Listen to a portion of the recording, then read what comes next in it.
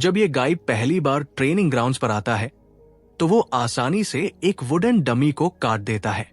उसकी हर मूवमेंट बहुत प्रिसाइज और तेज होती है। आखिरी फिनिशिंग मूव में वह अपनी स्वॉर्ड में मना भरता है और सिर्फ 3 वार में डमी को पूरी तरह नष्ट कर देता है। लूसियन को लगता है कि उसने अपने टीचर को इससे इंप्रेस कर दिया, लेकिन स्वॉर्ड मास्टर ईजन हंस पड़ता है और कहता है कि उसके मूव्स बिल्कुल पैथेटिक है। हमारा लड़का हैरान रह जाता है। उसका शरीर यूनिक है जो मना के लिए एक आदर्श वेसल बनाता है। वो अपनी मना एफिशिएंसी को बिल्कुल एब्सोल्यूट लिमिट तक पहुंचा सकता है और पूरी दुनिया का सबसे ताकतवर स्वॉर्ड्समैन बन सकता है।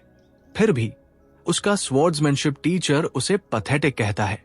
असल में हमारे लड़के की 2 प्रॉब्लम्स हैं। वो अपनी स्वॉर्ड को एक मर्सनरी की तरह घुमाता है और उसे मना भरने में बहुत ज्यादा समय लगता है। इतना टैलेंटेड बॉडी होने के बावजूद वो ओमनिपोटेंट नहीं है। कोई भी एक्सपीरियंस्ड मना यूजर लड़ाई में उसे आसानी से हरा सकता है।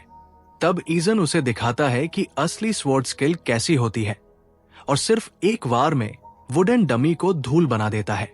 उसके बाद वो लूसियन से कहता है कि अगर वो उसी लेवल तक पहुंचना चाहता है तो उसे लगातार ट्रेन करना होगा।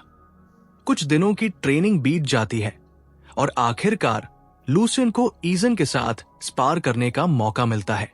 वो अपनी पूरी ताकत से अटैक करता है, लेकिन स्वॉर्ड मास्टर सिर्फ एक हाथ से सब कुछ डिफ्लेक्ट कर देता है।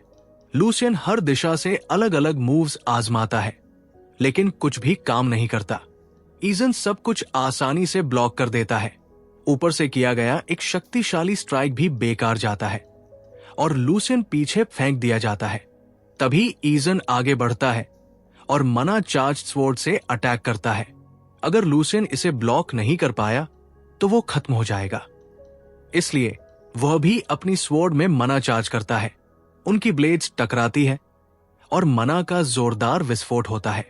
लूसियन उस अटैक को काउंटर कर देता है और यहां तक कि ईजन की स्वॉर्ड को पीछे धकेल देता है। स्वॉर्ड मास्टर चौंक जाता है। उसने पहले कभी इतनी शक्तिशाली मना महसूस नहीं की थी। सिर्फ कुछ दिनों में इस लड़के ने जितनी प्रोग्रेस की है वो पागलपन जैसी है। जब उनकी ट्रेनिंग खत्म होती है तो पूरा ट्रेनिंग ग्राउंड टूट चुका होता है और सर्वेंट्स सोचने लगते हैं कि वे किस तरह की ट्रेनिंग कर रहे थे। लूसियन पास ही बैठा है, अपने कांपते हुए हाथों और टूटी हुई वुडन स्वॉर्ड को देख रहा है और उसे सिर्फ एक बात का अफसोस होता है। अगर अपनी पिछली जिंदगी में एक मर्सनरी के रूप में उसे यही ट्रेनिंग और ऐसा टीचर मिला होता तो वो इतनी बुरी तरह बिना किसी मौके के नहीं मरता। एक मर्सनरी जो मरता नहीं है उसे तीसरे दर्जे का माना जाता है। कम से कम उन्हें यही बताया जाता है। मर्सनरीज को भारी पेमेंट इसलिए मिलती है क्योंकि उनसे उम्मीद की जाती है कि वे अपने मास्टर्स के लिए टूट पड़ेंगे। जेक की नजर में सभी नोबल्स एक ही तरह के होते हैं। जब वे डेस्परेट होते हैं तो अपने कॉफर्स खोल देते हैं, जमीन का वादा करते हैं और टाइटल्स की बातें करते हैं, लेकिन जब हालात बिगड़ते हैं तो उनकी बात बदल जाती है।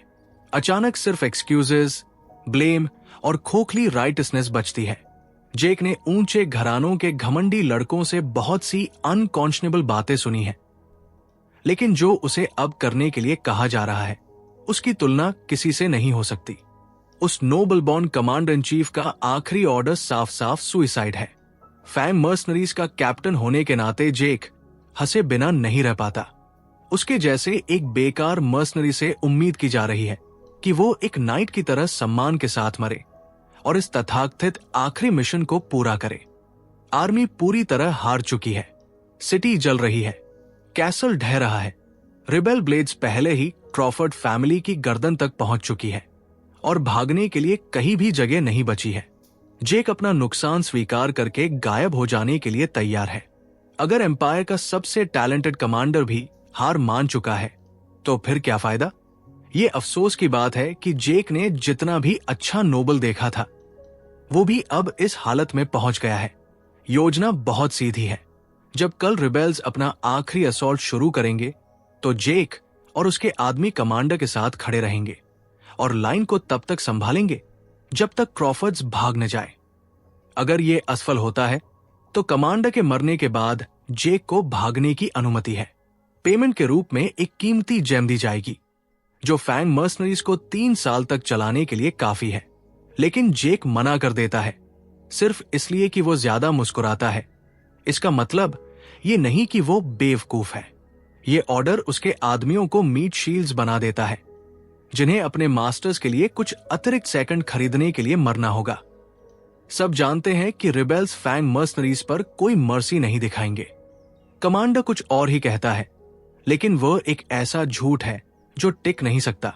रिबेल्स के लिए जेक और उसके आदमी स्वॉन एनिमीज है। पूरे वॉर के दौरान उन्होंने बहुत कुछ किया है जिससे ये नफरत कमाई है। वे खुद को कॉर्प्सेस की तरह छुपा लेते थे, मरे हुए लोगों के बीच इंतजार करते थे और फिर पीछे से गले काटने के लिए उठ खड़े होते थे। ऑनर उनके लिए कभी मायने नहीं रखता था, सिर्फ रिजल्ट्स मायने रखते थे। जेक ने इसी तरह अनगिनत कमांडर्स को मारा है।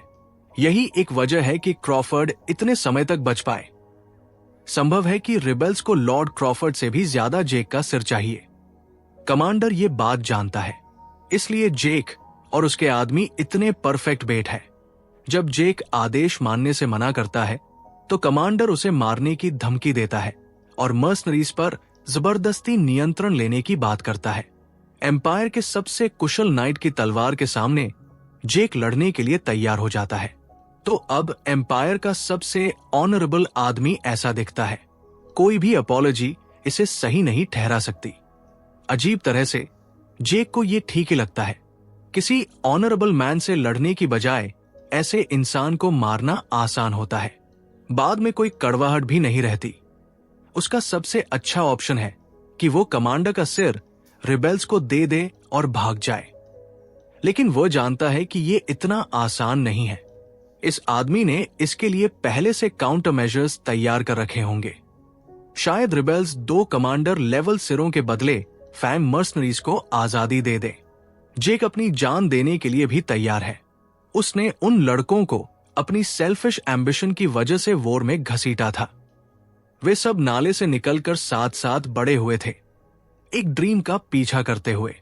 उन्होंने उस पर भरोसा किया और नरक जैसी लड़ाइयों में उसका साथ दिया। इसके लिए जिम्मेदारी उसी की है क्योंकि वह उनका कैप्टन है और एक कैप्टन यही करता है। यह सुनकर कमांडर को याद आता है कि असली लीडरशिप क्या होती है। उसे शर्म महसूस होती है। किसी दूसरी जिंदगी में वो खुशी खुशी जेक जैसे आदमी की सेवा करता, क्रॉफर्ड्स की जगह। अब समय नहीं बचा। जेक अटैक करता है, लेकिन कमांडर हिलता भी नहीं। वो जेक से कहता है कि उसे कभी माफ मत करना और फिर उसे एक वार में काट गिराता है। उनके बीच का गैप बहुत ज्यादा है। जेक का सिर एक ही पल में अलग हो जाता है। इस अभिशप्त चीज को, जिसे टैलेंट कहते हैं, चुनौती नहीं दी जा सकती। जेक उम्मीद करता है कि यह काफी होगा। उसके आदमियों को आदेश दिया गया था कि अगर वो वापस न लौटे तो वे भाग जाएं। वो तलवार के सहारे जिया था और उसी से मरना उसे ठीक लगता है। जैसे जैसे उसकी चेतना खत्म होने लगती है, एक सवाल उसके दिमाग में रह जाता है।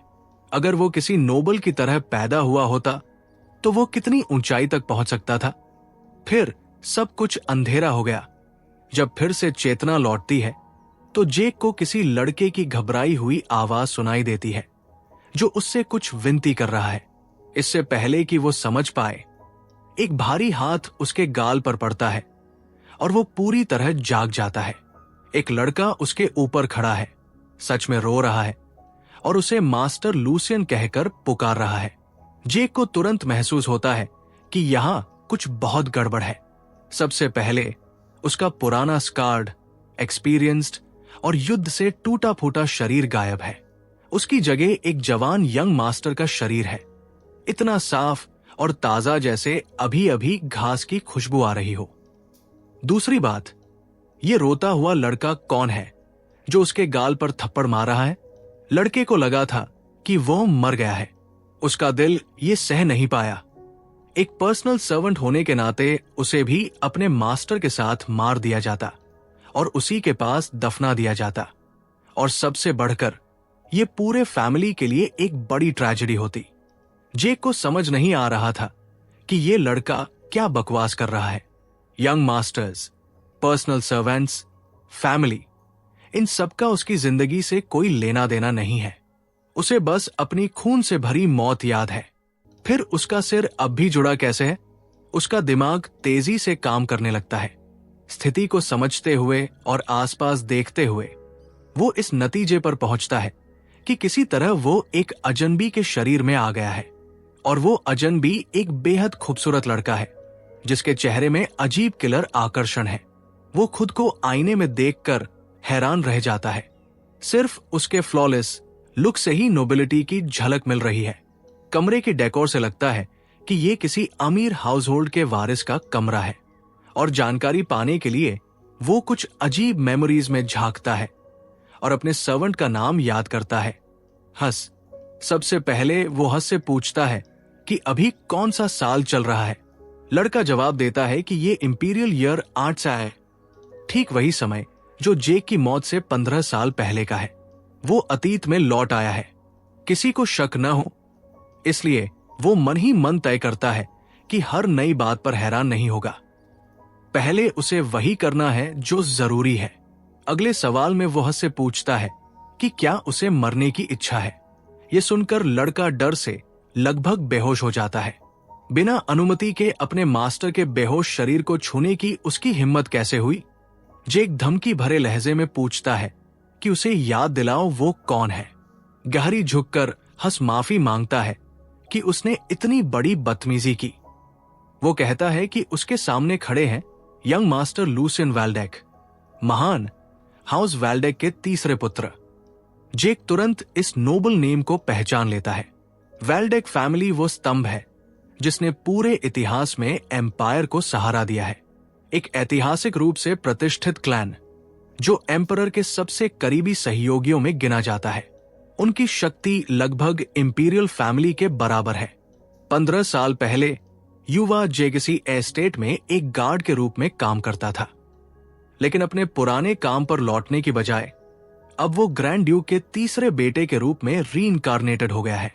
अपनी पूरी जिंदगी में उसने अपने लोबॉन स्टेटस की वजह से सिक्कों के लिए हर तरह की बेइज्जती सहन की थी, और अब अचानक उसे एक गोल्डन अपॉर्चुनिटी मिल गई है।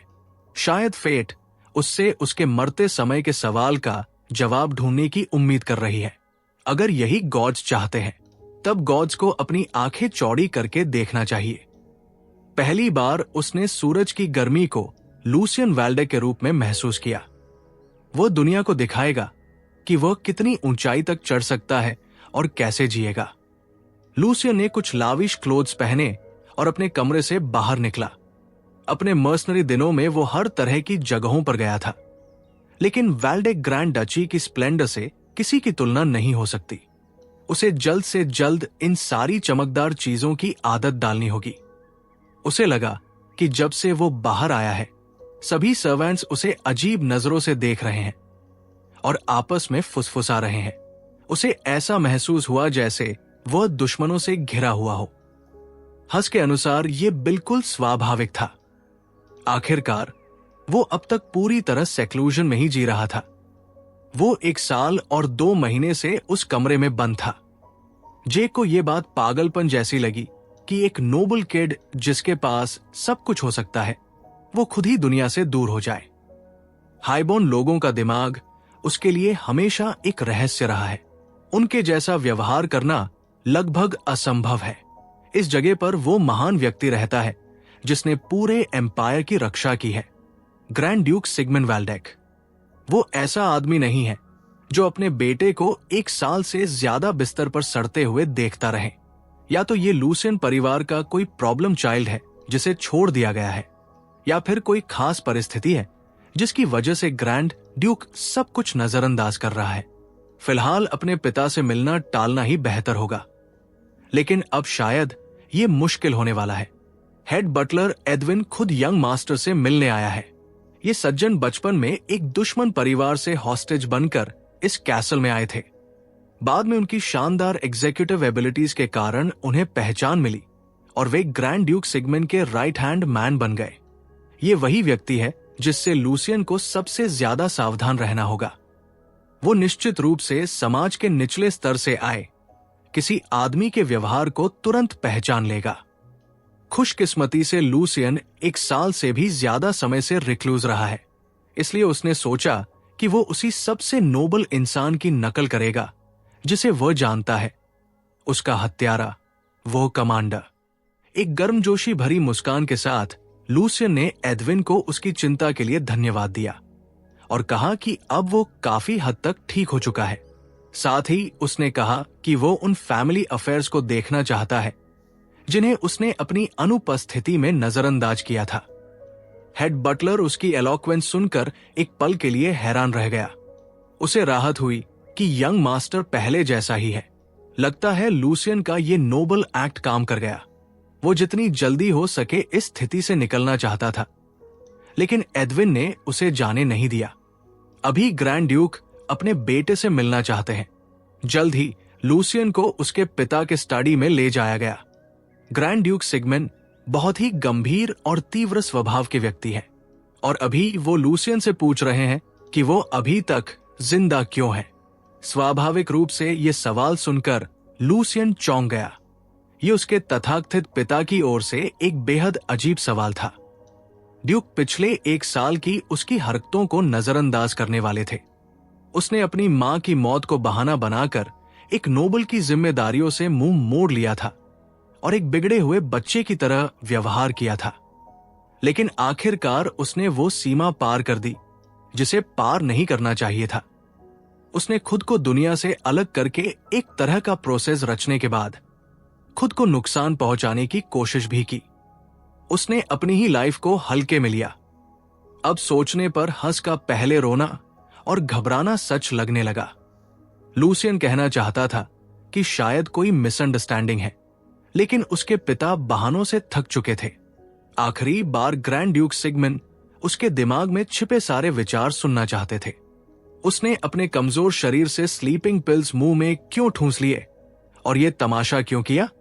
जेक ने इस महान एस्टेट में लंबे समय तक काम किया था, इसलिए यह अजीब नहीं कि उसे लूसियन की कोई खास याद नहीं थी।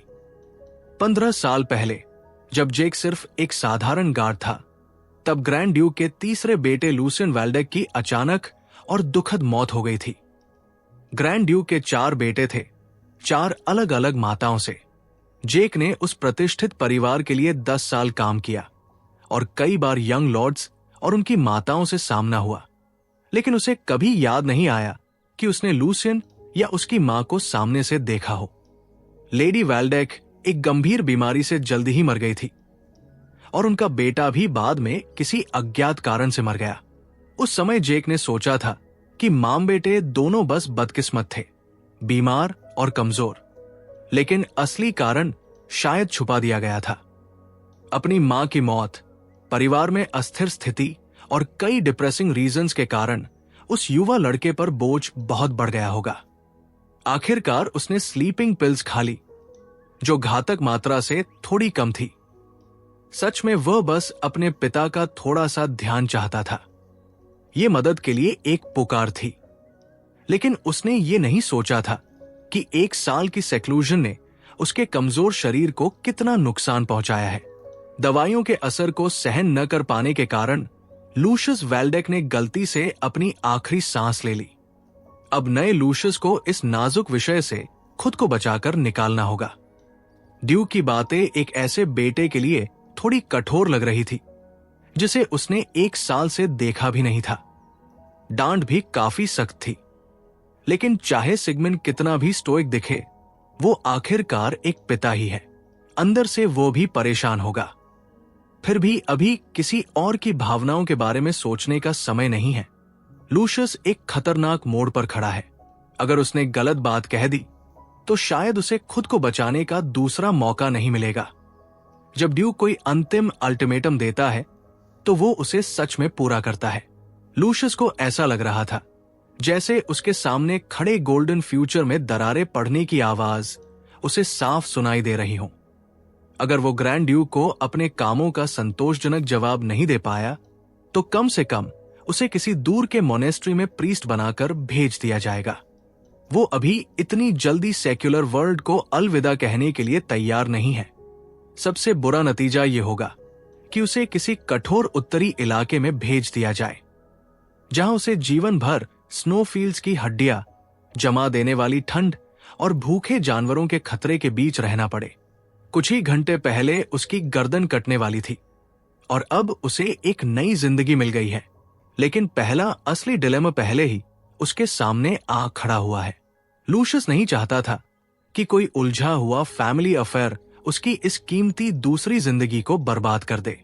इसलिए उसने वही किया जो उसके पिता ने कहा था, बोलना शुरू किया। सबसे पहले उसने अपनी मूर्खता के लिए वैल्डेक परिवार के नाम को बदनाम करने और सबको, खासकर अपने पिता को चिंता में डालने के लिए सच्चे दिल से अपॉलजी मांगी।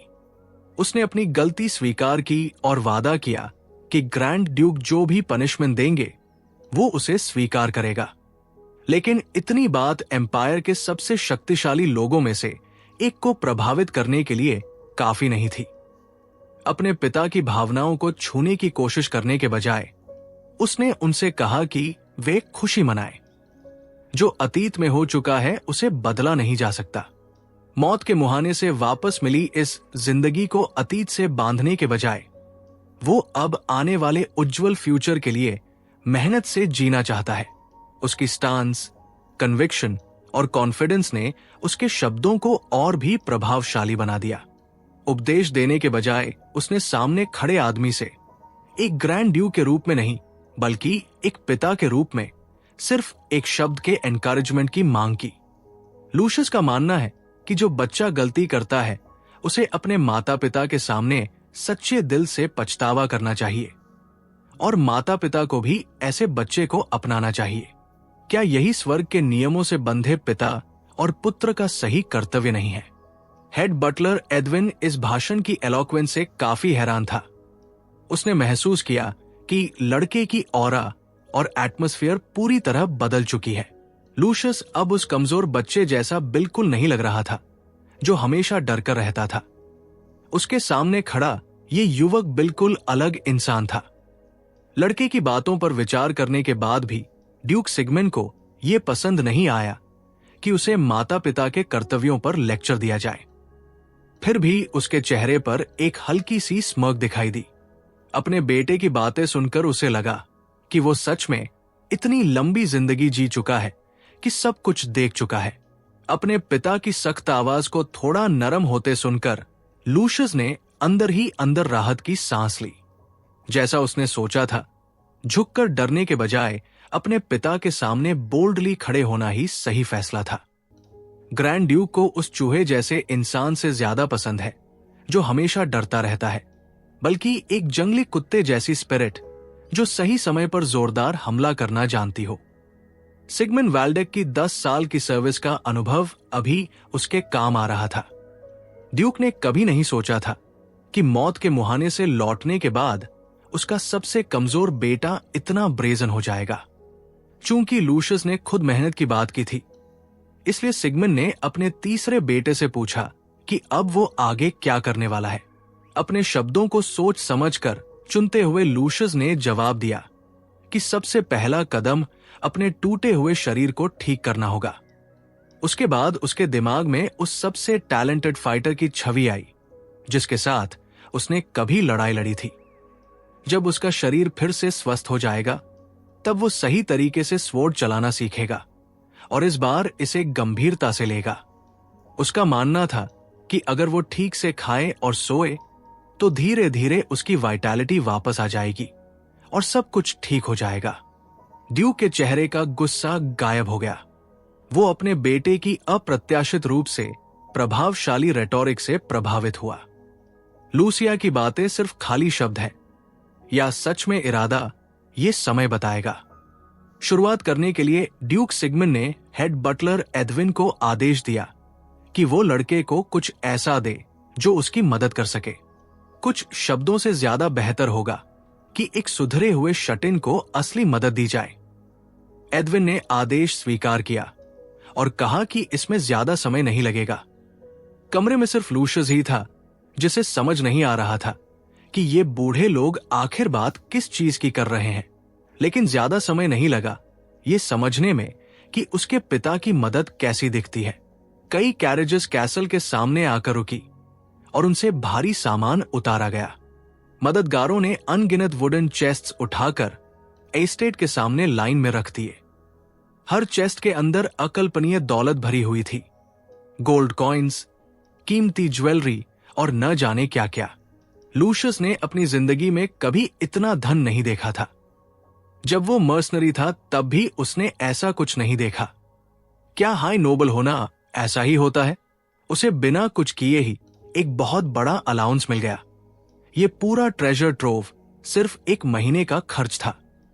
जेब में गोल्डन कॉइन्स होने के बाद उसने सोचा कि शायद किसी रेवोल्यूशनरी चीज में निवेश करना सही रहेगा, कुछ ऐसा जो उसके कमजोर शरीर को पूरी तरह बदल दे। वो पहले से ही खुद को पूरे एम्पायर में सबको पछाड़ते हुए कल्पना करने लगा। उसे बस एक बहुत खास एलिक्सर बनानी है। अपने तीसरे बेटे से मिलने और बात करने के बाद ग्रैंड ड्यूक सिगमंड को अपने खूबसूरत गार्डन में टहलने का मन हुआ। एडविन उसके साथ साथ चलता रहा जबकि वो अपने विचारों को समेट रहा था। हेड बटलर के अनुसार ये वही जगह है जिसे दिवंगत ग्रैंड डचेस यानी लूसियन की मां अपनी मौत से पहले बहुत प्यार करती थी। ड्यूक ने इस नॉस्टैल्जिक जगह को काफी समय से विजिट नहीं किया था। साफ है कि आज उन्होंने इसे बदलने का फैसला क्यों किया। यंग मास्टर लूसियन का अचानक बदलाव शायद सिगमंड को पुराने दिनों की याद दिला गया। हालांकि कुछ समय के लिए ये लड़का अपने पिता की फेवर से गिर गया था, फिर भी ड्यूक के दिल में उसके लिए एक सॉफ्ट स्पॉट है। आखिर वो ग्रैंड डचेस का बच्चा है जिसे ग्रैंड ड्यूक सबसे ज्यादा चेरिश करते थे। खूबसूरत गार्डन के बीच में पहुंचकर सिगमंड ने कहा कि उसका बेटा कितना पैथेटिक हो गया है। वो लड़का हमेशा इधर उधर आंखें घुमाता रहता था, जैसे अपने आसपास हर चीज से डरता हो। अगर सिगुंड जरा सा भी आवाज ऊंची करते तो वो पीटे हुए कुत्ते की तरह वाइन करने लगता। लूसियन का एटीट्यूड दिवंगत डचेस से बिल्कुल अलग हो गया था। सिगुंड लगभग उस पर उम्मीद छोड़ चुके थे। उन्होंने सोचा था कि लूसियन में अपनी मां से मिलती जुलती बस उसकी अपीयरेंस ही है, लेकिन आज पहली बार सिगमंड की राय उस लड़के के बारे में बदली। उस मुलाकात के बाद उनके मन में यह ख्याल आया कि शायद वे गलत थे। एडविन ने भी शायद ये बड़ा बदलाव देखा होगा। डरकर झुकने के बजाय उस बच्चे ने अपने पिता की आंखों में सीधे देखा और बहादुरी से अपनी ओपिनियन रखी। वो प्रेशर में नहीं डगमगाया और उसने सच में एक मजबूत बैकबोन दिखाया। उन्हें पहले से पता था कि लूसियन का दिल बहुत टेंडर है। शायद वह अपने भाइयों से थोड़ा देर से ब्लूम हुआ। आखिरकार उसके अंदर ग्रैंड ड्यूक का ही खून है। फिर भी सिगुंड अभी अपनी उम्मीदें ज्यादा बढ़ाने से सावधान है। अब से वे लूसियन को ऐसे टास्क्स देंगे जिन्हें सिर्फ कुछ एलोक्वेंट वर्ड से हल नहीं किया जा सकता। इसी बात पर एडविन ने एक समस्या का जिक्र किया जो पैदा हो सकती है। सपोर्ट फंड्स फिर से लूसियन की जेब में जाने लगे थे। ये बात पहले ही बाहर लीक हो चुकी थी। जांच करने पर एडविन को पता चला कि दूसरे यंग मास्टर जॉडी वैल्डेक इसमें शामिल थे। इतना ही नहीं, जॉडी पहले ही अपनी चाल चल चुके थे। उन्होंने लूसियन की हेडमेड को हटा दिया और उसकी जगह अपने एक करीबी आदमी को उस ताकतवर पोजीशन पर बैठा दिया, साफ इरादे के साथ कि अपने छोटे भाई पर चेक रखा जाए। सिगुंड समझते हैं कि उनके दूसरे बेटे के मन में छोटे बेटे के खिलाफ गहरी भावनाएं हैं जो मैटरनल मैटर्स की वजह से है, लेकिन उसकी ये परसिस्टेंस चिंता की बात है। एडविन ने बीच में दखल देने की ऑफर दी, लेकिन ग्रैंड ड्यूक ने उसे मदद करने से रोक दिया। भले ही ये किसी ऐसे व्यक्ति के लिए थोड़ा कठोर हो जो अभी अभी अपने पहले कदम उठा रहा है। जॉडी की मलिशियस एक्शंस बस छोटी मोटी चालें हैं जो काम नहीं करती अगर लूसियन ने पहले ही अपने आसपास के हालात ठीक से मैनेज किए होते। वे इसे बस एक कीमत मान सकते हैं जो तीसरे बेटे को अपनी समझ देर से आने की वजह से चुकानी होगी। फिलहाल सिगुन देखना चाहते हैं कि उनका बच्चा इस तरह की इशू को कैसे संभालता है। अगर लूसियन असफल होता है तो वो उसी की जिम्मेदारी होगी। वैल्डेक फैमिली का खून ही चाबी है, लेकिन दरवाजा खोलना हमेशा अपनी ही ताकत से पड़ता है। यही शेर का तरीका है। कुछ दिनों बाद लूसियन फिर से अपने कमरे में खुद को बंद करके बैठ गया और हंस दरवाजे पर पहरा दे रहा था। इससे स्टाफ के बीच चिंता भरी गॉसिप फैलने लगी। सपोर्ट फंड्स दोबारा शुरू हुए 3 दिन हो चुके थे। जब वे भरे हुए चेस्ट्स आए तो हंस अपनी आंखों पर विश्वास नहीं कर सका। यंग मास्टर ने सोने के इस खुले फ्लो का कारण यह बताया कि ग्रैंड ड्यूक के साथ उसकी बात अच्छी तरह हो गई थी। पिता और बेटे के बीच खराब रिलेशनशिप को देखते हुए हंस समझ सकता था कि यह यंग मास्टर के लिए बिल्कुल आसान नहीं रहा होगा। अपने बॉस को दुख में डूबने के बजाय आगे बढ़ते देखकर पर्सनल सर्वेंट को बहुत प्राउड महसूस हुआ। लेकिन हंस को पता नहीं था कि लूसियन का दिमाग इस बात से घूम रहा था कि इतनी दौलत कितनी पॉसिबिलिटीज खोल सकती है। इतने सारे रिसोर्सेज के साथ शायद वो अपने कमजोर शरीर को पूरी तरह ओवरहॉल कर सके। अगर वो उस एलिक्सर को सफलतापूर्वक सिंथेसाइज कर पाया तो आदर्श फिजिकल फॉर्म उसके हाथ में होगी। सिर्फ 3 दिनों में उसने पूरा सपोर्ट फंड खर्च कर दिया और अपने कमरे को एक गंदे ड्रग डेन में बदल दिया। वो बिना रुके अपनी मेथडोलॉजी को बेहतर बनाने में लगा हुआ था। अब तक हंस के मन में बहुत क्यूरियोसिटी होगी, लेकिन उसके आदेशों पर सवाल किए बिना दरवाजे की रखवाली करना उसकी लॉयल्टी को दिखाता है। लूसियन की वर्क टेबल पर ऐसे ब्रूइंग टूल्स रखे थे जिन्हें किसी ग्रैंड ड्यूक के बेटे ने अपनी जिंदगी में कभी छुआ भी नहीं होता। उसके चारों तरफ बेहद महंगी हर्ब्स के क्रेट्स पड़े थे जो सिर्फ मूनलाइट में उगते हैं। दुर्लभ मूनलाइट हर्ब का आम यूसेज अभी इस समय तक खोजा भी नहीं गया था।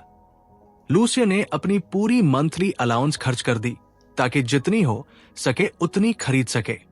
अभी सबको लूसियन पागल इंसान जैसा लग सकता है, लेकिन 1 साल बाद यही फैसला उसे बड़ा फायदा देगा। मूनलाइट हर्ब की कीमत 10 नहीं बल्कि 20 गुना से भी ज्यादा बढ़ जाएगी। असल में वो 2010 में बिटकॉइन जैसी फूल के आकार वाली चीज खरीद रहा है।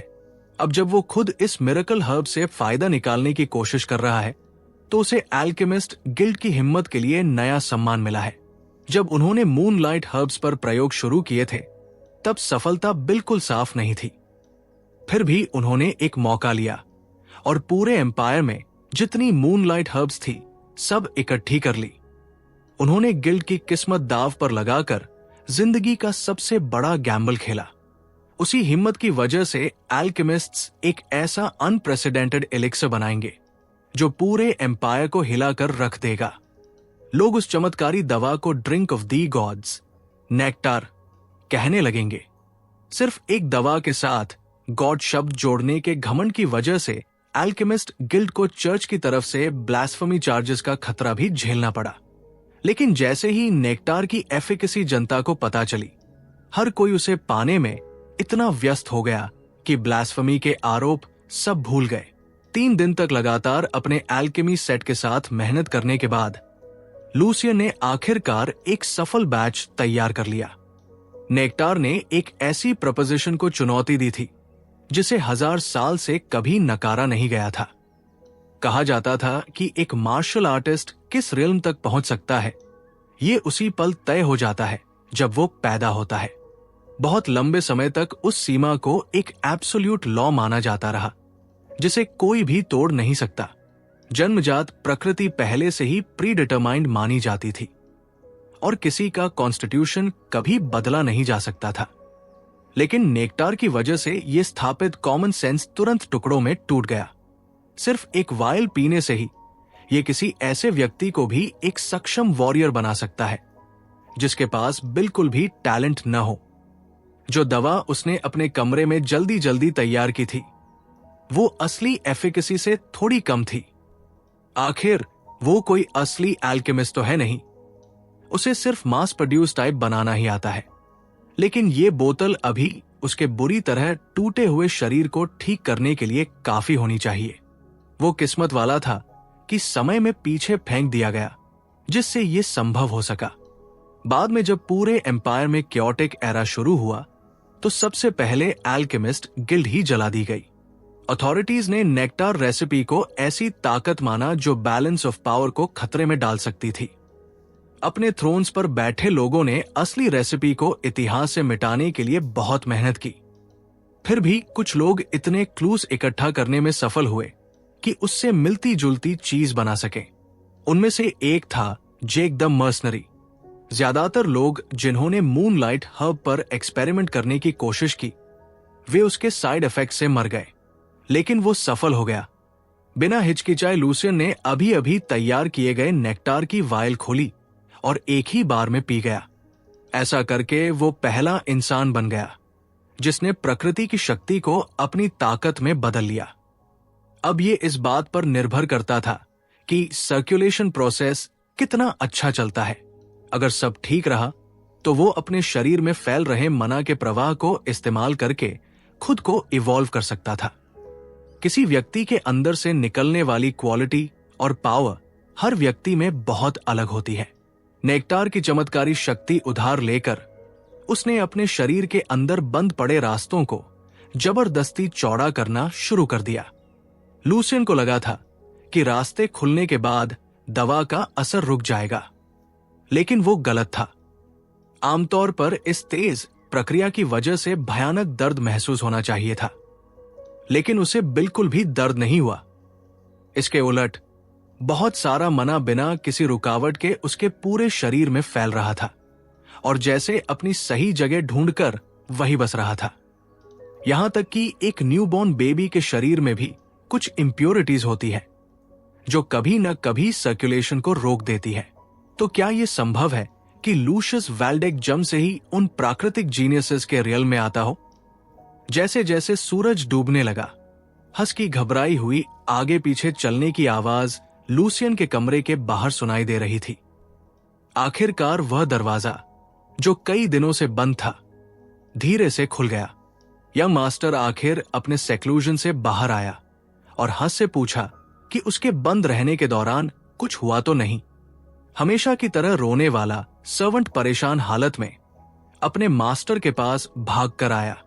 हंस बार बार यंग मास्टर को पुकारता रहा था, लेकिन उसे कभी कोई जवाब नहीं मिला। वो बस दिन रात दरवाजे की रखवाली ही कर सकता था। उसे डर था कि कहीं कुछ बुरा ना हो गया हो या लूसियन फिर से रिक्लूज न बन गया हो, लेकिन सच्चाई इससे बिल्कुल अलग थी। यंग मास्टर की आंखें पहले से कहीं ज्यादा तेज हो चुकी थी। जो उसे सबसे ज्यादा जानता था वही हंस तुरंत समझ गया कि कुछ जरूर बदल गया है। लूसियन अब एक अलग ही इंसान जैसा महसूस हो रहा था। बाहर से अभी कोई बड़ा बदलाव नहीं दिखेगा। अपने महंगे कपड़ों के नीचे वो अभी भी एक दुबला पतला बच्चा ही है, बस हड्डियां और त्वचा। इसे ठीक करने के लिए अभी भी सही न्यूट्रिशन और समय चाहिए, लेकिन असली बदलाव अंदर हुआ है।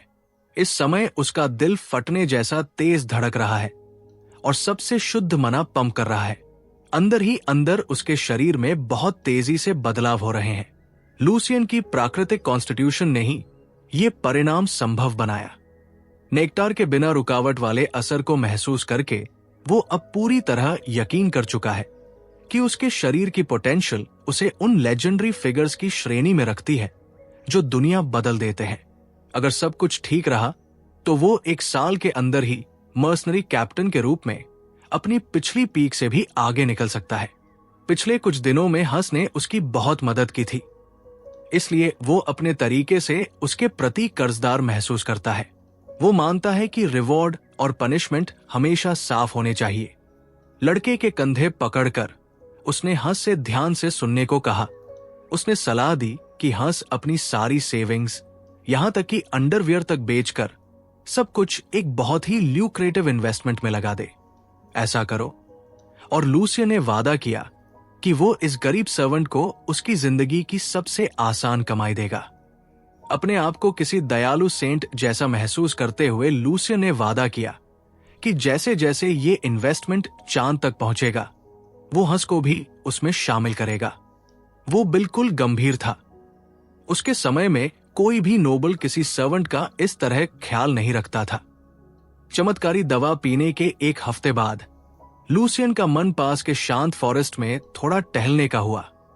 पूरे रास्ते वो सीटी बजाता और गुनगुनाता रहा, जबकि हंस अपने यंग मास्टर को ऐसे देख रहा था जैसे वो पागल हो गया हो। लूसियन बस इस स्वर्ग जैसी हेवनली लाइफस्टाइल की सराहना कर रहा था। उसने कभी नहीं सोचा था कि जिंदगी इतनी आरामदायक भी हो सकती है। ड्यूक्स एस्टेट में जब भी उसका मन करता, राजा की तरह दावत उड़ाने के लिए स्क्रम्पशियस मील्स खुद उसके पास आ जाते। उसका कमरा बिना उसके एक उंगली भी हिलाए साफ और बिल्कुल स्पॉटलेस रखा जाता। मेड्स तो बिना कहे ही उसका बिस्तर तक तैयार कर देती थी। जब वो एक साधारण मर्सनरी था, तब भूखा रहना उसकी रोजमर्रा की जिंदगी का हिस्सा था। नोबिलिटी की इस सुविधा की वजह से वो पूरी तरह अपने शरीर की रिकवरी पर ध्यान दे पा रहा था। उसने एक और समस्या भी हल कर ली थी, जो पिछले एक हफ्ते से उसे परेशान कर रही थी। उसने इस टाइमलाइन में जे के अस्तित्व के बारे में पूरी रिसर्च की, जिसे इस समय हाउस वैल्डेक में गार्ड के रूप में काम करना चाहिए था। जब उसने मौजूदा कैप्टन ऑफ दी गार्ड से पूछताछ की, तो पता चला कि जेक नाम का कोई व्यक्ति कभी वहां अप्लाई ही नहीं किया। जिस शिफ्ट और जगह पर वो अपने पिछले जीवन में 10 साल तक काम करता रहा था, अब वहां कोई दूसरा आदमी काम कर रहा था जिसे वो पहचानता भी नहीं था। फिलहाल के लिए ये सबसे अच्छा ही था। अपने पुराने सेल्फ से टकराने में कोई फायदा नहीं था। ये उल्टा एक डिस्ट्रैक्शन बन सकता था, और सच कहें तो उसके पास अपने पुराने रूप का सामना करने की हिम्मत भी नहीं थी। शायद वो वही खड़े खड़े एम्बैरसमेंट से मर जाता। जब वे दोनों शांत फॉरेस्ट के अंदर अपने डेस्टिनेशन के पास पहुंचे, तो हंस ने आगे बढ़ने पर संदेह जताया। पुराना लूशियस हमेशा ट्रेनिंग ग्राउंड्स पर कदम रखने से नफरत करता था, लेकिन अभी वाला लूसियन बिल्कुल भी परवाह नहीं करता। हंस ने अपने मास्टर को याद दिलाया कि पिछली बार जब सेकंड यंग मास्टर ने उसे डांटा था, तब उसने कसम खाई थी कि वो इस घटिया जगह पर फिर कभी नहीं आएगा। हंस की प्रतिक्रिया से आसानी से अंदाजा लगाया जा सकता था कि उस समय क्या हुआ होगा।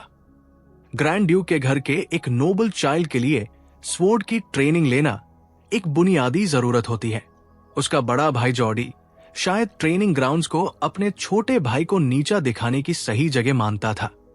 स्वॉर्ड ट्रेनिंग के नाम पर उसने छोटे लूसियन के मन में इतना डर भर दिया कि सक्सेशन का कोई संभावित राइवल फिर कभी इस जगह कदम रखने की हिम्मत न करे। यह समझना मुश्किल नहीं कि जॉर्डी इतना क्रूर क्यों था, लेकिन अब इसकी चिंता करने की जरूरत नहीं थी। जो कुछ भी पहले हुआ वो अतीत में रह चुका है। अब उस डर को उलटने का समय आ गया था। हंस को बस थोड़ा भरोसा करना था और अपने मास्टर के पीछे पीछे चलना था। जब लूसियन ट्रेनिंग ग्राउंड्स के अंदर पहुंचा, तो नाइट्स ऑफ वैल्डेक के बीच हलचल मच गई कि तीसरे यंग मास्टर खुद अपनी मर्जी से इस पवित्र जगह पर आए हैं। एक मुस्टाच नाइट इस बात से खासा चिढ़ गया कि वैल्डेक फैमिली का ये लड़का यहां आने की हिम्मत कर रहा है। उसे ये मौका लगा कि वो बच्चे को याद दिला सके कि पिछली बार यहां आने पर उसके साथ क्या हुआ था। सबसे पहले उसने किसी को भेजा ताकि तीसरे बेटे के आने की खबर उस आदमी तक पहुंचा दी जाए जो इस जगह का ओवरसियर था। मिस्टर मुस्टाच ने सोचा कि बॉस के आने से पहले इस दावत की तैयारी अच्छी तरह कर लेनी चाहिए। अंदर कदम रखते ही लूसियन ने एक ऐसी जगह देखी जो उसके सपनों से भी आगे थी। दीवारों पर रैक्स में ढेर सारे स्पेयर वेपन सजे हुए थे। ट्रेनिंग के दौरान उन्हें तोड़ देने की भी कोई चिंता नहीं थी। जगह बहुत बड़ी और खुली थी, गंभीर मूवमेंट के लिए बिल्कुल सही। यह सोचना ही हास्यास्पद था कि यह सब सिर्फ एक व्यक्ति की प्राइवेट फैसिलिटी है। अगर उसे और उसके साथियों को कभी ऐसी जगह ट्रेनिंग करने का मौका मिला होता, तो शायद उनमें से कुछ लोग थोड़ा और ज्यादा समय तक जिंदा रहते। उसकी यादों का सिलसिला तभी टूटा जब उस मुस्टाच वाले नाइट की कर्कश आवाज गूंजी। उसने ताने मारते हुए आश्चर्य जताया कि तीसरा यंग मास्टर यहां आने की हिम्मत कर रहा है।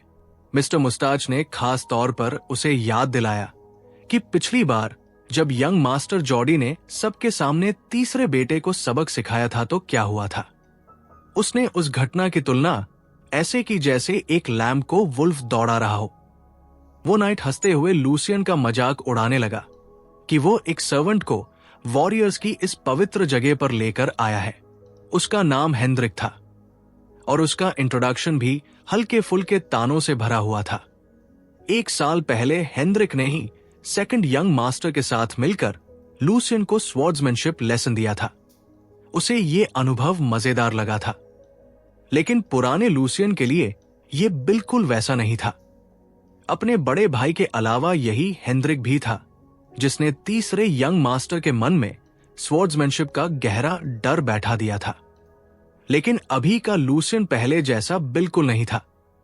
उसके सामने ये मूंछों वाला कमीना खड़ा होकर अकड़ दिखा रहा था और इससे हालात काफी दिलचस्प हो गए थे। परंपरागत रूप से नाइट्स को ऑनर और लॉयल्टी का प्रतीक माना जाता है। वे आमतौर पर नोबल फैमिलीज में पैदा होते हैं और बचपन से ही कड़ी मार्शल आर्ट्स और एटिकेट की ट्रेनिंग लेते हैं। जब वे बैटलफील्ड्स और मिशंस में काफी मेरिट हासिल कर लेते हैं, तब उनके लॉर्ड्स उन्हें आधिकारिक रूप से नाइटहुड देते हैं। इससे उनका दर्जा एक सच्चे नाइट के रूप में ऊंचा हो जाता है। लेकिन लूसियन की नजर में नाइट्स बस महंगे शिकार करने वाले कुत्ते हैं जो अपने मास्टर के शानदार कॉलर्स पहनते हैं। उन पर यह ऑब्लिगेशन होती है कि वे उन लॉर्ड्स और हाईबॉर्न ब्लड लाइन्स के सामने झुककर सम्मान दिखाएं जो उन्हें धन और सम्मान दे सकते हैं। लेकिन सामने खड़ा ये घमंडी हेनरिक ये काम भी ठीक से नहीं कर पा रहा था। परिवार में लूसियन की खराब स्थिति शायद उसके साथ बुरे व्यवहार की एक वजह थी, लेकिन असली वजह वो आदमी था जो उसके पीछे खड़ा था। जॉडी की लीश ने उसे ऐसा महसूस कराया कि वो अछूत और अजेय है। सच कहें तो लूसियन का मन कर रहा था कि इस बेवकूफ को एक जोरदार ट्रेनिंग दे, उसका पूरा माइंडसेट जड़ से तोड़ दे। अगर मौका मिलता तो वो इस आदमी के साथ खेलते हुए काफी फन करता। लेकिन उसे ये भी याद रखना होगा कि अगर वो ओवरबोर्ड चला गया तो उसके फादर कैसे रिएक्ट करेंगे, चाहे पसंद हो या नहीं। नाइट्स किसी भी नोबल हाउस की कोर फाइटिंग फोर्स होते हैं। वे बहुत वैल्यूएबल एसेट्स होते हैं। अगर कोई पनिशमेंट इम्प्रॉपर मानी गई तो इससे लॉर्ड और वसेल के बीच बेवजह टेंशन पैदा हो सकता है। इसलिए लूसियन अभी पूरी ताकत से नहीं जा सकता। अभी सही टाइम नहीं है। एक क्लियर टोन में उसने बात शुरू की। वो सिर्फ पास्ट के एक छोटे से इंसिडेंट की वजह से ट्रेनिंग ग्राउंड्स को अवॉइड करते नहीं रह सकता। उसने अनाउंस किया कि अब से वो यहां अक्सर आएगा और स्वॉर्ड फॉर्म्स सीखेगा। वो पहले ही बहुत समय वेस्ट कर चुका है, अब उसे बहुत कैचिंग अप करना है। जब थर्ड यंग मास्टर ने स्वॉर्ड फॉर्म्स सीखने की बात कही तो हेनरिक जोर से कैकल करने लगा। उसने कहा कि लूसियन की एज में स्वॉर्ड फॉर्म्स सीखना बहुत लेट है। उसने एक्सप्लेन किया कि 15 इयर्स के बाद बॉटम से शुरू करना ऑलमोस्ट इम्पॉसिबल होता है। एक 16 ईयर ओल्ड शटिन के लिए तो ये बेसिकली खत्म हो चुका है। स्वॉर्ड फॉर्म्स असल में सीक्रेट टेक्निक्स और लेगेसीज होते हैं जो एंसेस्टर्स छोड़ कर गए हैं। सिर्फ एंसेस्टर्स के मूवमेंट्स फॉलो करके नई जेनरेशन को इंसाइट्स मिलते हैं। इससे बॉडी भी रिफाइन होती है, जो एंशिएंट विजडम का बेहतरीन एग्जाम्पल है। लेकिन स्वॉर्ड फॉर्म्स सिर्फ उन्हीं लोगों के लिए एक्सेसिबल होते हैं जिनके मना पाथ्स पहले से ओपन हो। हेनरिक के अनुसार ये मना पाथ्स 16 के बाद क्लोज हो जाते हैं। अगर लूसियन अब शुरू करेगा तो ये सिर्फ फिजिकल एक्सरसाइज बनकर रह जाएगा। एनलाइटमेंट के बिना स्वॉर्ड फॉर्म्स एक एम्प्टी शेल जैसे होते हैं, पूरी तरह यूजलेस। शायद ये थर्ड यंग मास्टर के लिए परफेक्ट ही होगा। एक यूजलेस नोबल के लिए यूजलेस ट्रेनिंग। वो तो चाहे तो एम्पायर का ग्रेटेस्ट डांसर भी बन सकता है। कम से कम तब उसे जल्दी पता चल जाएगा कि वो असल में किस चीज के लिए सूटेड है, बजाय इसके कि वो माइंडलेसली स्वॉर्ड घुमाता रहे। हेनरिक ने यह भी प्रपोज किया कि लूसियन को अपना टाइम गार्डन्स संभालने में बिताना चाहिए। आखिर इस वर्ल्ड में हर किसी का एक रोल होता है। बाकी नाइट्स की साइलेंस देखकर लगता था कि वे भी हेनरिक की मॉकिंग सपोर्ट कर रहे हैं। मुस्टाच नाइट खुद पर काफी प्राउड था कि उसने एक नोबल बॉय को डाउन कर दिया और उसे स्पीचलेस बना दिया। असल में यह क्लेम कि मना पाथ 16 साल में क्लोज हो जाता है पूरी तरह ब्लेटेंट लाई है। थोड़ी सी चेकिंग से ये आसानी से एक्सपोज हो सकता है, लेकिन हेनरिक को इससे कोई फर्क नहीं पड़ता। अगर कोई उसे कॉल आउट भी कर दे तो वो सिंपली डम बनकर क्वाइटली मैटर स्मूथ कर सकता है। उसका रियल गोल पहले ही अचीव हो चुका था। वो बस एक फूलिश किड की होप्स पूरी तरह क्रश करना चाहता था, जो आर्ग्यू भी नहीं कर सकता। हर नाइट ट्रेनिंग ग्राउंड में लूसियन को एक पैथेटिक वॉर्म की तरह देखा जाता था, डरा हुआ और फ्रोजन। यहां तक कि एक मियर रिटेनर भी उसका मजाक उड़ाता था। इसका जवाब देते हुए थर्ड यंग मास्टर ने साथ निभाया और एक मीक ट्रेम्बलिंग वॉइस में रिप्लाई दिया। उसने कहा कि हेनरिक का क्लेम टेक्स्ट से थोड़ा डिफरेंट लगता है। जहां तक उसे पता है, मनापात सोल नहीं बल्कि 25 साल में क्लोज होता है, इसलिए अगर वो अभी स्टार्ट करे तो कोई प्रॉब्लम नहीं होनी चाहिए। हेनरिक ने रूडली असर्ट किया कि वही सही है। तभी लूसियन ने मौका पकड़ा और अपने बिग ब्रदर जॉडी को इसमें घसीटते हुए पूछा कि क्या हेनरिक का बॉस भी यही व्यू शेयर करता है। बेवकूफ हेनरिक ने कॉन्फिडेंटली आंसर दिया कि उसका बॉस उसे सपोर्ट करेगा। उसे यह भी पता नहीं चला कि वो एक क्लेवरली लेड ट्रैप में फंस चुका है। लूसियन ने लैमेंट किया कि शायद हाउस वैल्डेक अब रूइन की तरफ जा रहा है। उसने क्लूलेस हस को भी अपने परफॉर्मेंस में शामिल कर लिया। थर्ड यंग मास्टर ने कंप्लेन किया कि सामने खड़ा ये फूलिश नाइट इतनी बेसिक चीज भी नहीं समझता, जो स्ट्रीट्स का एक स्ट्रे मुद भी जानता है। पता नहीं कितने प्रॉमिसिंग टैलेंट्स की चांसेस इग्नोरेंस की वजह से छीन ली गई होंगी। अगर उसके हाउस के नाइट्स इतनी फंडामेंटल ट्रूथ भी अपने टाइनी ब्रेन्स में नहीं रख सकते, तो अगली जेनरेशन के नाइट्स तो डूम्ड है। हेनरिक की लूज टंग की वजह से लूसियन अब ब्लेम अपने डियर ब्रदर के एम्प्टी स्कल पर डाल सकता था। अगर जॉडी अपने ट्रेनिंग ग्राउंड्स को ऐसी इग्नोरेंस के साथ चला रहा है, तो ये हाउस के लिए डिसग्रेस और क्लियर क्राइसिस है। एक मेयर वसेल जैसे हेनरिक कभी भी लॉर्ड के ओन सन को डिसीव करने की कोशिश नहीं करेगा, है ना? लूसियन का स्पिरिटेड रैंट सुनकर मिस्टर मुस्टाच थोड़ा स्टम्बल कर गया। ग्रैंड ड्यूक के सन को डिसीव करने का एक्यूजेशन बहुत सीरियस मैटर है। क्या सच में वैल्डेक फैमिली का कोई नाइट इतनी पेटे हरकत करेगा? गलत बात कहने के डर से हेनरिक अपने अर्लियर स्टेटमेंट पर अड़ा रहा। लूसियन ने डिसाइड किया कि वो इस मैटर को सीरियसली परस्यू करेगा। इस लेवल की ओवरसाइट इग्नोर नहीं की जा सकती। अब समय है कि इस बिग टाइम नाइट को दिखाया जाए कि गलत जगह टंग हिलाने का रिजल्ट क्या होता है। सर हेनरिक को शायद अभी भी इस मैटर की सीरियसनेस समझ नहीं आई है। अगर वो सिर्फ लूसियन को ह्यूमिलिएट करना चाहता था, तो बेनेवोलेंट यंग मास्टर शायद उसे ग्रेशियसली छोड़ देता। वो ये एडमिट करने को तैयार है कि हेनरिक और बाकी लोग उससे हॉस्टिलिटी रखते हैं, क्योंकि उसने अपने नोबल ड्यूटीज भूलकर समय वेस्ट किया था। वो अपने लोगों को उसे अकाउंटेबल ठहराने के लिए कभी रिब्यूक नहीं करेगा। लेकिन अगर नाइट्स और उसका ब्रदर, जो एक ग्रैंड डची का पिलर है, गलत नॉलेज की वजह से टैलेंट रिक्रूटमेंट को हिंडर कर रहे हैं, तो लूसियन चुप नहीं बैठेगा। इग्नोरेंस से वैल्डेक नाइट्स की मिलिट्री पावर में क्रैक्स पड़ सकते हैं। सख्ती से कहा जाए तो ये उनके लोगों के लिए ग्रेव डेंजर बन सकता है। इतने कम वर्ड्स में लूसियन ने टेबल्स टर्न कर दिए और मॉकरी को एक ऑनरेबल स्पीच में बदल दिया। जो व्यक्ति प्राउडली वैल्डेक नेम कैरी करता है, उसके लिए ऐसे मैल प्रैक्टिस पर आउटरीच होना बिल्कुल सही है। उसने अपना आर्ग्यूमेंट परफेक्टली लेआउट किया और डम्बास हेनरिक को अपने वर्ड्स की ग्रेविटी समझा दी। अब उसे इस एनकाउंटर के ब्लोबैक के लिए अपनी मुस्टाच तैयार रखनी चाहिए। आखिर में लूसियन ने थ्रेटन किया कि वो इस इंसिडेंट की रिपोर्ट अपने फादर को करेगा और जॉर्ज वैसल्स के खिलाफ इंटरनल क्रैकडाउन की रिक्वेस्ट करेगा। हेनरिक को यकीन ही नहीं हो रहा था कि अभी क्या हुआ है। जो लड़का हल्की सी मजाक पर भी काम जाता था, वही अब वापस लड़ रहा है। लूसियन सिर्फ 1 साल पहले तक एक बेबी लैम की तरह कमजोर था। अब वो एक भूखे वुल्फ की तरह है, एक एपेक्स प्रेडेटर जो बिना झिझक बूढ़े हेनरिक को कुचल सकता है। हंगामा देखकर ट्रेनिंग ग्राउंड के ओनर को बीच में आना पड़ा। जॉडी वाल्डेक, ग्रैंड ड्यूक का सेकंड सन, आखिरकार सामने आ गया। हेनरिक तो लगभग अपनी पैंट में ही था, जबकि लूसियन खुश था कि उसका बिग ब्रो सही समय पर आ गया। जॉडी ने अपने छोटे भाई को साफ साफ घृणा से देखा। घबराकर हेनरिक जल्दी से अपने मास्टर के पास भागा और समझाने लगा कि क्या हो रहा था। वो अपने शब्दों में उलझ गया, खुद को किसी भी गलती से बचाने के लिए एक एक्सप्लेनेशन ढूंढने की कोशिश कर रहा था।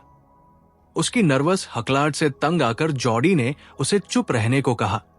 समझाने की कोई जरूरत नहीं है। जॉडी दूर से सब कुछ देख रहा था। उसने अपनी आंखों से हेनरिक का शर्मनाक व्यवहार देखा और सुना था। एक नाइट को खुद पर शर्म आनी चाहिए कि वो अपने से आधी उम्र के बच्चे से प्रभावित हो गया। जॉडी पूरी तरह निराश था। नाइट के कंधे को जोर से दबाते हुए जॉडी ने उसे अपना बदसूरत एक्सप्रेशन ठीक करने का आदेश दिया, जब तक कि वो अपने मास्टर को और मुश्किल में डालना नहीं चाहता। जॉडी जब उनकी तरफ बढ़ा तो हांस लूसियन के पीछे छिप गया। डरपोक सर्वेंट कांप रहा था, जबकि तीसरे यंग मास्टर ने अपने बिग ब्रो की आंखों में सीधे देखा।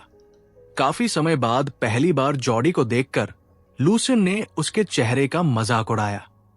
जॉडी वाल्डेक को अक्सर नोबल अमंग नोबल्स माना जाता है। लूसियन की पहली लाइफ में भी वो डॉग पर्सनैलिटी के लिए मशहूर था, क्योंकि उसका इन्फ्लुएंस ग्रैंड ड्यूक के फर्स्ट बॉर्न से काफी कमजोर था। इसलिए जॉडी ने बाहरी लोगों को अपने कैंप में भर्ती करना शुरू किया। उनमें से ज्यादातर का अंत बहुत भयानक होता था। एक बार जॉडी किसी को बेकार समझ लेता तो वो अक्सर उन पर क्राइम का इल्जाम लगाकर उन्हें फंसा देता या उन्हें छोड़ देता। फिलहाल लूसियन ने अपने बड़े भाई को एक विनम्र स्माइल और सही ग्रीटिंग दी। काफी समय हो गया था जब उन्होंने आखिरी बार बात की थी, इसलिए उसने कुछ सामान्य बातें कही। बिना घुमाए फिराए जॉडी ने लूसियन को एक बेवकूफ क्रीचर कहा। उसने दावा किया कि जब से लिल ब्रो ने उसके ट्रेनिंग ग्राउंड पर कदम रखा, तब से वो सब कुछ देख रहा था। जॉडी ने उस पर आरोप लगाया कि उसने ऐसा व्यवहार करने की हिम्मत की जो उनके सम्मानित फैमिली की डिग्निटी को खराब करता है।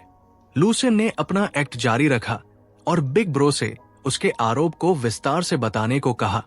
जॉडी ने कहा कि काफी समय हो गया है जब से सर हेनरिक ने थ्योरी पढ़ी थी, इसलिए पहले वाली बातचीत बस एक मिसअंडरस्टैंडिंग थी। फिर भी उसके सम्मानित नाम को शामिल करके अनावश्यक कंफ्यूजन पैदा करना एक साफ गलती थी। उसके लिए हेनरिक जिम्मेदारी से मुक्त नहीं हो सकता, लेकिन जॉडी का अपने आदमी को इतनी छोटी घटना के लिए डांटने या सजा देने का कोई इरादा नहीं था, क्योंकि अपने बेकार छोटे भाई के विपरीत वो दावा करता है कि उसे लॉयल्टी का वजन पता है, और ये भी कि सर हेनरिक ने फैमिली के लिए कितना ब्लड बहाया है। इसके अलावा जो इंसान बेसिक स्वॉर्ड्समैनशिप ट्रेनिंग भी सहन नहीं कर पाया और भाग गया, उसे एक असली नाइट की आलोचना करने या दोष देने का कोई अधिकार नहीं है। जॉडी ने जोर देकर कहा कि लूसियन को आरोप लगाने से पहले अपने वैसल्स के लिए सम्मान सीखना चाहिए। आखिरकार सिर्फ कर्तव्यनिष्ठ नाइट ऑर्डर की वजह से ही वाल्डेक अस्तित्व में है और राज कर सकता है। जॉर अपने आदमियों की तरफ मुड़ा और आज के हंगामे के लिए अपने छोटे भाई की तरफ से ईमानदारी से माफी मांगी। लूसियन के शब्दों को एक अपरिपक्व बच्चे का आउटबर्स्ट मानते हुए उसने वादा किया कि वो अपने मूर्ख छोटे भाई का खास ख्याल रखेगा। लूसियन जॉडी के इस वर्बल अटैक को संभालने के तरीके से काफी प्रभावित हुआ। इस आदमी का दिमाग काफी तेजी से काम करता है। लूसियन ने खास तौर पर अपने इंसल्ट और आरोप जॉडी पर लगाए थे, लेकिन सेकंड सन ने उसे हल्का सा मोड़कर नाइट्स के खिलाफ इंसल्ट बना दिया, उन्हें भड़का दिया और साथ ही अपनी इज्जत भी बचा ली। आज तो बस एक वार्म अप था। मौजूदा स्थिति को संभालने के लिए वो जॉडी को क्रेडिट देगा। छाती पर हाथ रखते हुए लूसियन ने इस मिसअंडरस्टैंडिंग को स्वीकार किया और अपने बड़े भाई का अपमान करने की हिम्मत दिखाने पर जॉर्ड के सही डांट से बचने के फैसले की सराहना की।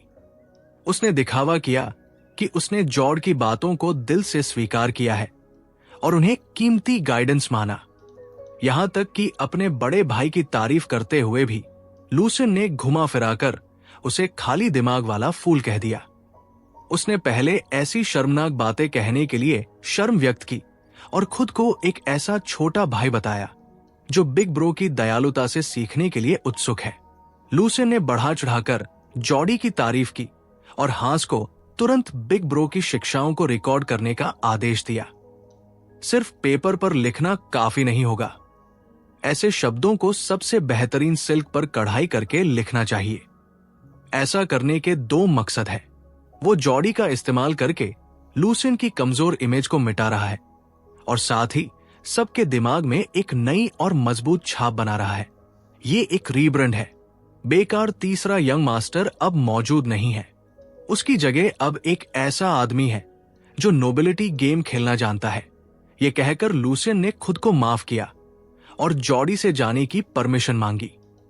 अगर वे दोनों वैसल्स के सामने बहस करते रहे तो किसी के लिए भी कुछ अच्छा नहीं होगा। आखिरकार जॉडी हारा नहीं था, लेकिन फिर भी लूसियन की सिल्वर्टन रेज बेट टैक्टिक से वो अंदर ही अंदर गुस्से से भर गया। वो चाहता था कि लूसियन को अपने टेरिटरी में थोड़ी देर और रोके ताकि उसे एक और कठोर सबक सिखा सके। लेकिन लूसियन ने उसे याद दिलाया कि इन दिनों उनके पिता उस पर बहुत करीबी नजर रख रहे हैं। स्टार्टिंग से 0, उसके पास खोने के लिए कुछ भी नहीं है। लेकिन उसके भाई के बारे में ऐसा नहीं कहा जा सकता। वो मुड़ा और जॉर्ड की खामोशी को उसकी कंसेंट मान लिया। लूसियन ने हंस को पकड़ा और बिना किसी रुकावट के ट्रेनिंग ग्राउंड से तेजी से निकल गया। उसे जॉडी के साथ थोड़ी बैंटरिंग करने में मजा आया था, इसलिए अब वे वहां से जा रहे थे। जैसे ही लूसियन बाहर निकला, हेंड्रिक ने अपने मास्टर जॉडी को उकसाने की कोशिश की कि उसे बिना सजा के जाने से रोका जाए। ये सबसे बुरी चीज थी जो वो कर सकता था। इस समय जॉडी गुस्से से फट रहा था। उसे पता था कि किसी तरह उसके साथ खेल खेला गया है। लूसियन और हंस उसी सीनिक राउट से वापस जा रहे थे जिस रास्ते से वे पहले आए थे। पर्सनल सर्वेंट को काफी बेचैनी हो रही थी क्योंकि उन्होंने सेकंड सन को नाराज कर दिया था। लूसियन किसी से भी ज्यादा अच्छी तरह जानता है कि सेकंड यंग मास्टर जॉडी क्या कर सकता है। हंस उस मॉन्स्टर की पॉसिबल रिटेलिएशन से डर रहा था। अगर इस बार वे किसी तरह बच भी गए तो अगली बार ठीक रहेंगे, इसकी कोई गारंटी नहीं है। हंस एक हेल्पलेस एनिमल की तरह लग रहा था, जैसे कोई उसे हंट करने वाला हो। लूसियन समझ गया कि हंस ऐसा क्यों बिहेव कर रहा है। ये लड़का वही महसूस कर रहा है जो सिर्फ वही लोग समझ सकते हैं जिन्होंने नोबिलिटी के नीचे काम किया हो। जब कोई यूजलेस सुपीरियर गलती करता है और अपनी गलती से हाथ झाड़ लेता है तो नीचे वाले लोगों को ही सफर करना पड़ता है। इससे ज्यादा इरिटेटिंग कुछ नहीं होता कि मास्टर को कोई फर्क ही न पड़े। लूसियन इस फीलिंग को बहुत अच्छी तरह जानता है और वो छोटे हंस को वही सब झेलने नहीं देगा जो उसने झेला था। उसने अपने सर्वेंट को एश्योर किया कि एक मामूली नाइट उन्हें छू भी नहीं सकेगा। वो ऐसा होने ही नहीं देगा। पिछले कुछ क्रेजी दिनों में हंस ने बहुत कुछ सहा है। लूसियन उसके किए हुए सब कामों के लिए थैंकफुल है। जब मास्टर बेवकूफी करता है तो हमेशा नीचे वाले लोग ही कुचले जाते हैं। एक्सेंट्रिक यंग मास्टर के अटेंडेंट के रूप में हंस ने जरूर बहुत कुछ सफर किया होगा। उसके डर को कम करने के लिए लूसियन ने उससे एक वादा किया।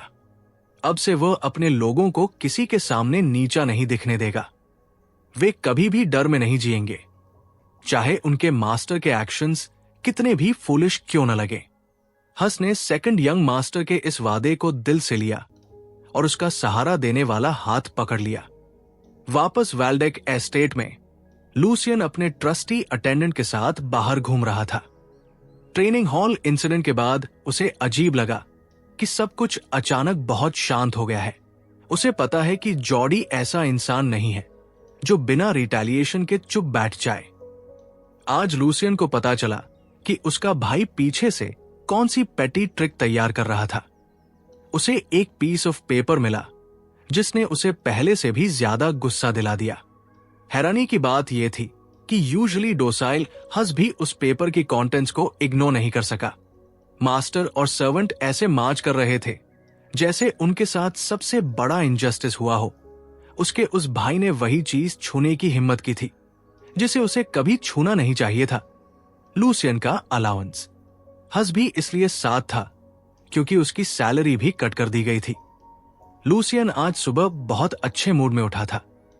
उसे पता था कि इस महीने के बजट प्लान वाला लेटर आने वाला है। यही वो दिन था जब उसे एक्स्ट्रा मूनलाइट हर्ब्स खरीदने थे और जरूरी सप्लाई स्टॉक करनी थी। पिछले महीने की स्पेंडिंग के बाद उसका अकाउंट फिर से रिप्लेनिश होना था।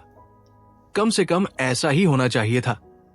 लेकिन जब उसने उस पेपर पर लिखी फिगर देखी तो उसकी स्माइल तुरंत गायब हो गई। वो इतना शॉक हो गया कि उसके हाथ से डॉक्यूमेंट ही छूट गया। बजट समरी के अनुसार उसका अलाउंस 75% कट कर दिया गया था। इसी तरह हस की सैलरी भी 30% कम कर दी गई थी। उस बास्टर्ड जॉडी ने हेडमेड के जरिए उसके नंबर्स में छेड़छाड़ की थी, जिसे उसने लूसियन के एनेक्स में लगाया था। यह बिल्कुल अनफॉरगिवेबल था। उन्होंने ये सब करते समय यह भी नहीं सोचा कि एम्बेजलमेंट एक फेलोनी है जिसकी सजा सीवियर एग्जीक्यूशन हो सकती है। नोबल सोसाइटी में भी लूसियन मानता है कि इसमें उसकी भी थोड़ी गलती थी। उसका भाई ये एब्सर्ड स्टंट सिर्फ इसलिए कर पाया क्योंकि उसकी डिफेंसेस में गैप था। थर्ड डचेस की डेथ के बाद लूसियन ने बजट मैनेजमेंट किसी और को दे दिया था। दाना, जो फैमिली के साथ लंबे समय से रहने वाली फॉर्मर हेडमेड थी, बहुत प्रोफिशिएंसी के साथ बजट मैनेज करती थी। कुछ समय पहले ही दाना को रिप्लेस करके उस नई यंग हेडमेड को रखा गया था जो अभी लूसियन के हाउस को चला रही थी। आज पहली बार लूसियन उस नई हेडमेड से फेस टू फेस मिला। उसके चेहरे पर स्माइल थी और उसने अपने सपोज्ड बॉस को पोलाइट ग्रीटिंग दी। उसने अपना इंट्रोडक्शन जेनी के रूप में दिया। वो हाउस के मैन को ग्रीट करना चाहती थी जब उसे पहली बार अपॉइंट किया गया था, लेकिन उस समय लूसियन को सेक्लूजन से बाहर आने में कोई इंटरेस्ट नहीं था। अच्छा हुआ कि बेड में पड़े रहने का वो लंबा पीरियड अब खत्म हो गया है। हस को यंग मास्टर से बात करते समय उसका टोन बिल्कुल पसंद नहीं आया। लूसियन ने माना कि आज जेनी ने टेक्निकली कुछ भी गलत नहीं कहा था, लेकिन वो इंट्रोडक्शंस और स्मॉल टॉक में समय वेस्ट नहीं करना चाहता था। वो मिड क्वार्टर्स में इसलिए आया था क्योंकि उसे ज्यादा प्रेसिंग मैटर्स डिस्कस करने थे। फंडिंग इशू को जल्दी सॉल्व करने के लिए उसने जेनी से सीधा सवाल पूछा। उसने पूछा कि क्या इस महीने का ये एब्सर्ड बजट प्लान उसी ने ड्राफ्ट किया है। जवाब में उसने हल्की सी चकल दबाई। जेनी ने गर्व से एडमिट किया कि पूरा प्लान उसी ने लिखा है।